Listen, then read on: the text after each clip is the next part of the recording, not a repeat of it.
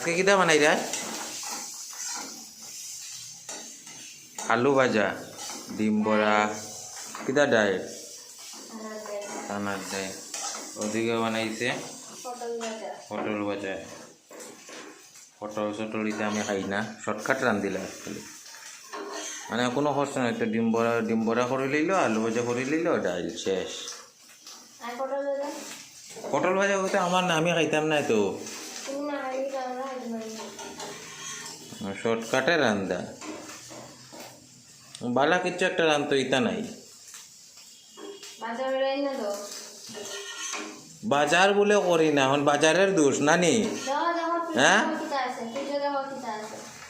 ফ্রিজের অনেক কিছু আছে, সপ্তাহ আছে। খালি মাছ ছাড়া কিন্তু বালা কিছু রান্ধা যায় নানি।